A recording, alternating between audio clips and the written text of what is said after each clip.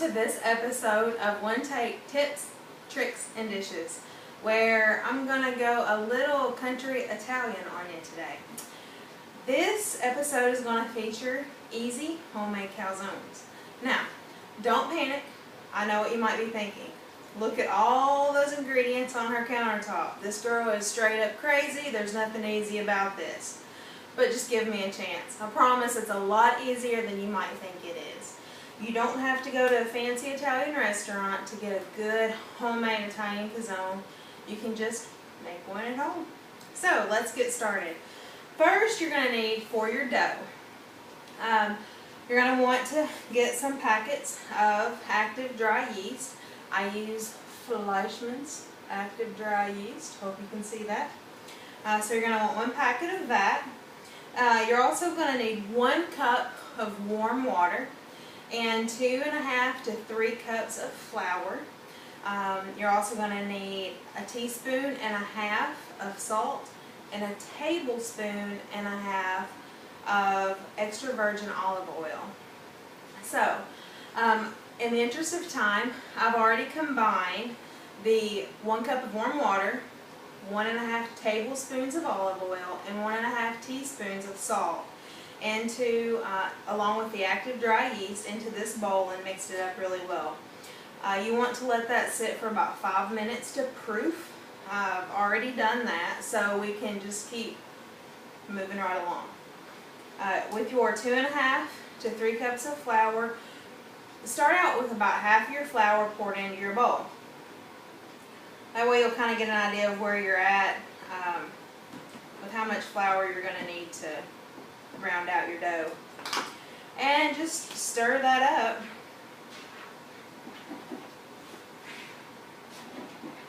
It'll look really mushy, lumpy. That's okay. It's to be expected.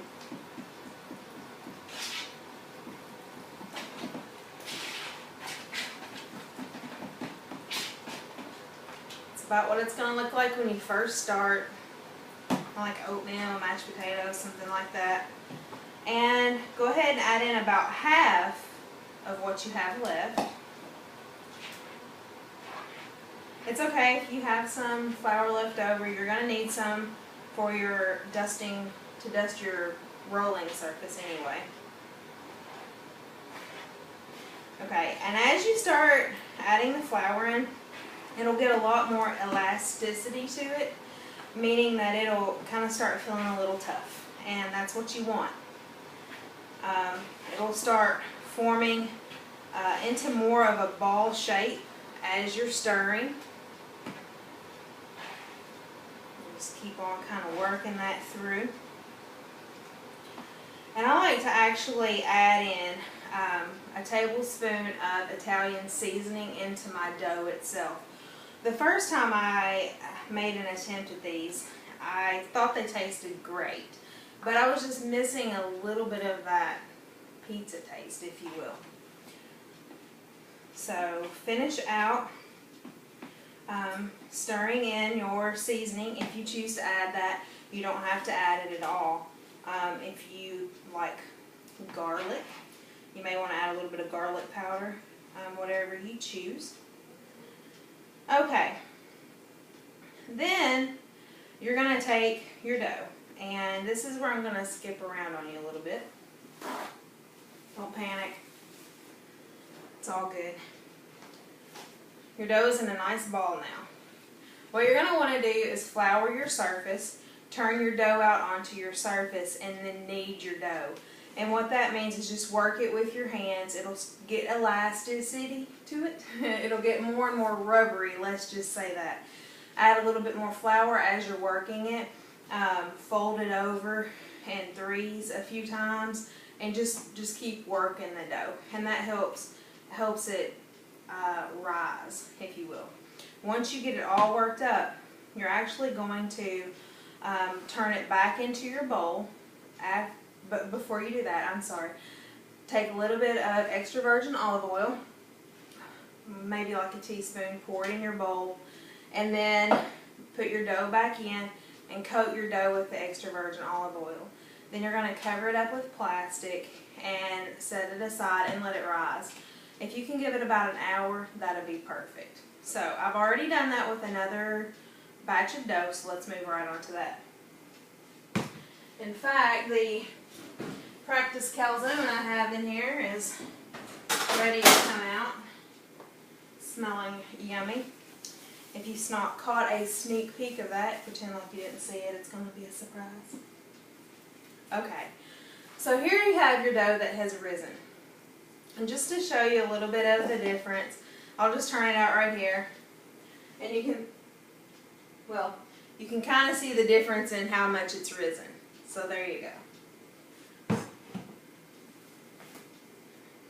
So, if you're actually making calzones, which you can make calzones or pizzas with this. If you want to do pizzas, just take your dough, tear it right in half, place it onto another oiled surface and let it rest for about 10 minutes. So since I'm doing calzones, I'm going to do kind of small ones. I'm just going to pinch off a handful of dough. That's all you're looking for.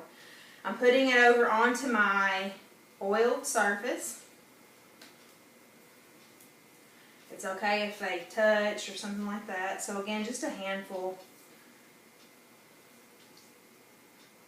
The last two. And then I'm going to let these rest. I have one dough that I have already torn apart and it's rested for a while. So it's ready to be abused. We'll take a little bit of our extra flour and put that on your rolling surface. You're not going to need a whole lot for this. And just kind of coat both sides of that. And take your rolling pin and just roll that baby on out. And there go the ingredients. It's okay, I type those also on these postings, so just go to the description of the episode and all the ingredients will be listed there as well.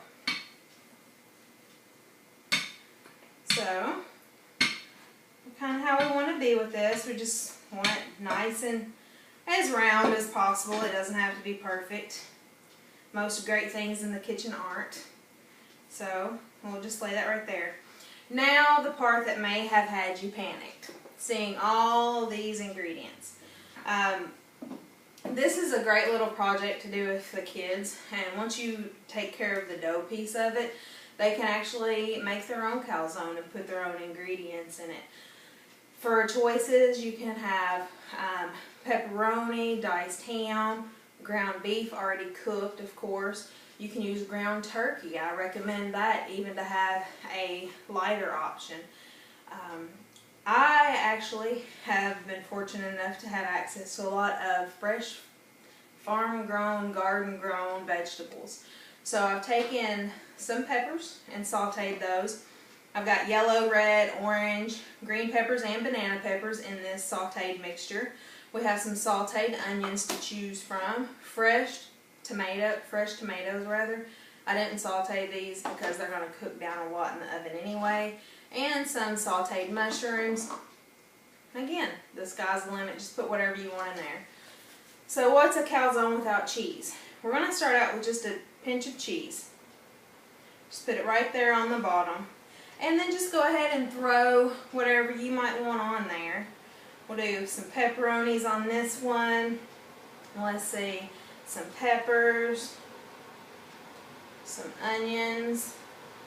And of course I'm just digging right on in with my hands because that's what you're going to do in your kitchen too, and you know it. Do some ground beef. We'll just make this a meaty one for the guys. Some diced ham in there. Do a splash more of cheese on top. You don't want to overwhelm it, but you don't want it to be dry either. And once you have created this, you're going to, put your toppings more to one side, of course, than the other. And then the opposite side, you'll just pull up on the dough a little bit and let it kind of stretch to where you need it. And then just fold it over so the sides meet, like so. And then what you'll do is just kind of take a fork and crease those edges together. So that seals it off nicely. Take your knife and just slit some vent holes in the top. You can get creative with this too. If you're making calzones for a lot of different people, you can do an X for Susie or a straight line for Johnny, whatever you want to do. Okay, now once you have that done, you can either brush this with beaten egg. I choose to brush with the extra virgin olive oil, just a little bit. Just any little place you can cut back on cholesterol and all that stuff's probably a good idea. So we can eat good and tasty and have little changes to make it just a little healthier along the way as well. Once you've done that, you're going to transfer it over to your pan.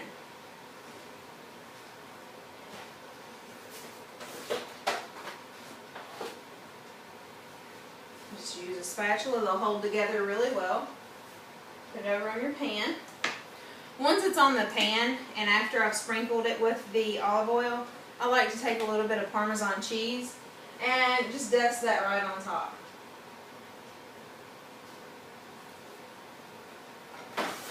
This will go in your preheated oven, preheated to 500 degrees.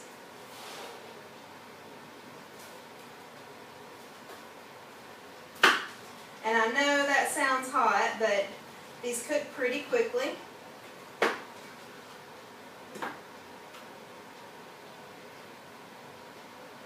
Have some pizza sauce handy.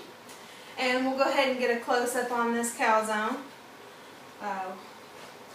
Lots of variety of veggies in there and meat. So, there is your easy homemade calzone. From start to finish with your dough. You know, you're looking at about an hour waiting on your dough, but not too hard to throw it all together. I hope you found this helpful, and I hope you enjoy some homemade calzones soon. Thanks.